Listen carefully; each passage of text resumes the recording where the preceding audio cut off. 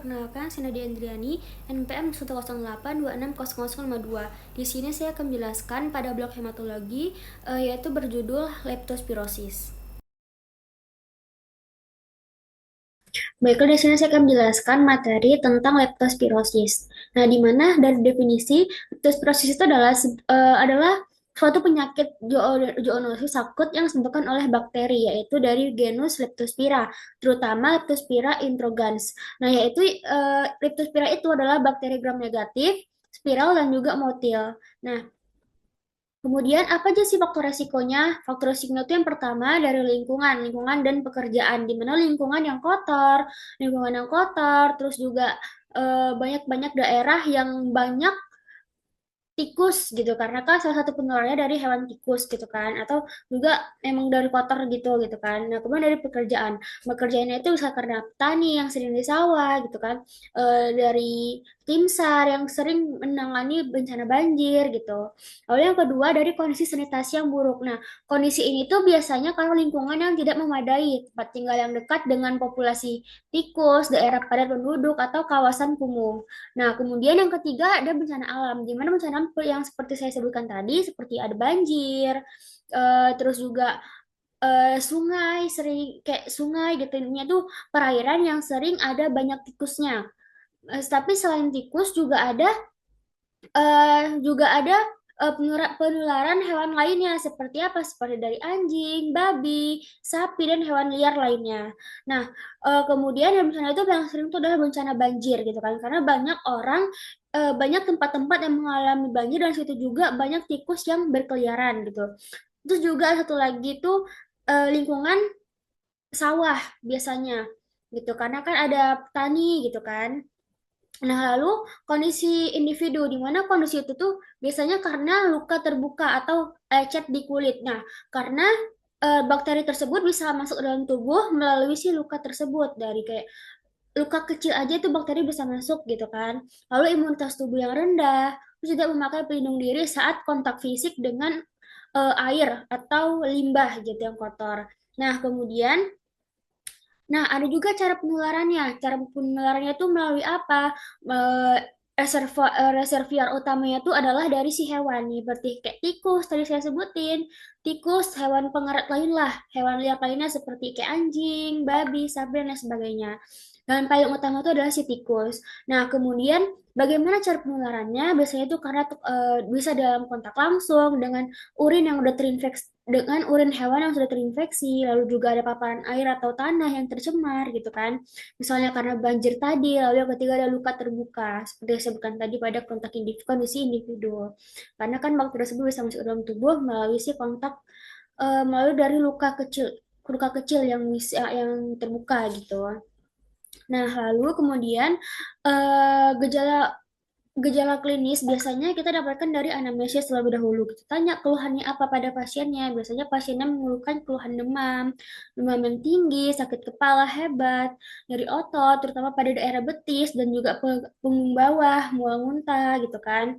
Nah, kemudian setelah dari keluhan tambahannya seperti yang saya sebutkan tadi, lalu juga ada biasanya itu dari lingkungan yang kotor, tadi yang sudah saya sebutkan pada faktor resiko dan juga pada pekerjaan. Katanya pekerjaannya apa? Biasanya pada petani. Petani sering di sawah karena banyak tikus yang berada di sawah gitu kan. Lalu juga ada biasanya pekerjaan dari tim SAR atau abdi negara lainnya yang sering menangani bencana banjir gitu.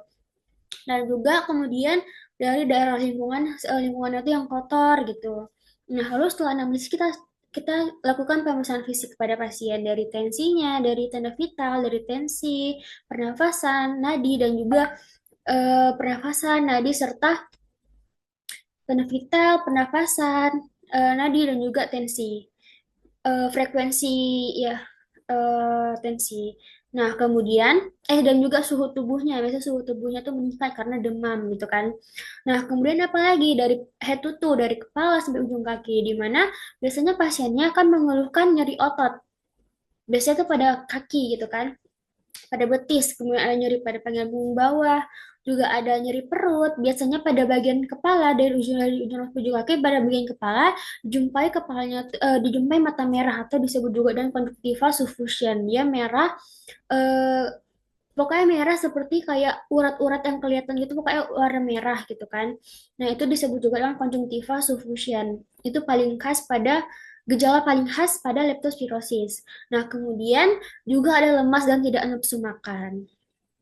Nah, kemudian setelah itu kita akan lakukan pemeriksaan penunjang kepada pasiennya untuk menegakkan diagnosa lagi lebih lanjut, di mana dari darah lengkap terlebih dahulu. Dari darah lengkap ini kita lakukan pemeriksaan darah lengkap seperti eritrosit, HB, trombosit, leukosit gitu kan. Kita lakukan pemeriksaan darah lengkap, didapatkan leukositosis atau leukosit itu meningkat gitu. Nah, kemudian lakukan pemeriksaan serologi leptospirosis, yaitu lakukan IgM, IgM, FGM, ELISA, dan juga PCR leptospira. Nah, kemudian kemudian pada serologi itu dijumpai leptospira, pada pemeriksaan IgM IgG-nya dijumpai leptospira, kemudian pada fungsi hati dan juga fungsi ginjal jika eh, sudah sudah sudah sudah disebut juga leptospira yang berat, karena kan leptospira itu ada yang ringan juga ada yang berat.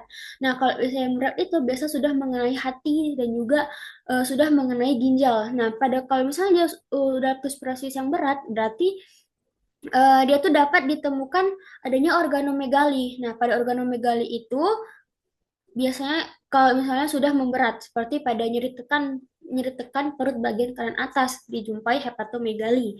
Seperti itu jika sudah berat, dan juga pada fungsi ginjal juga seperti itu, dijumpai kreatin apa dijumpai kreatininnya meningkat, eh, ureum kreatinin, dan juga dari fungsi ginjal itu dapat biasanya beresiko gagal ginjal akut jika sudah berat leptospirosisnya gitu.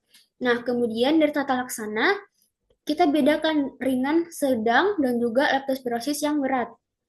Nah, kalau yang masih infeksi ringan, biasanya kita akan tata laksananya itu memberikan doxycycline 2 sampai 4 mg per kilogram per hari, 1 sampai 2 dosis oral, 100 mg 2 kali sehari selama 7 hari dikasih. Itu untuk yang dewasa dalam bentuk tablet. Nah, kemudian untuk yang leptospirosis yang berat itu dapat diberikan penisilin 1,5 juta IU IV tiap 6 jam. Lalu juga diberikan ceftriaxone 1 sampai 2 gram intravena 1 kali sehari selama 7 sampai 10 hari. Nah, untuk edukasinya pada leptospirosis ini, eh, untuk mencegahnya dapat dilakukan higienitas pada tubuh jika ingin berkontak langsung dengan air yang sudah terkontaminasi dengan hewan yang sakit gitu, yang sudah terkontaminasi, kayak mencegahnya ya udah melindungi dirinya dengan cara menggunakan apa? Menggunakan APD, menggunakan sepatu boot seperti itu, dan juga langsung membersihkan tubuh setelah melakukan penanganan tersebut atau setelah melakukan pekerjaan sehari-harinya seperti petani tadi gitu. Mungkin sekian dari saya, jika ada salah mohon dimaafkan. Berikut referensi yang saya gunakan. Sekian presentasi yang sudah saya sampaikan. Jika ada salah mohon dimaafkan. Sekian, wassalamualaikum warahmatullahi wabarakatuh. Terima kasih.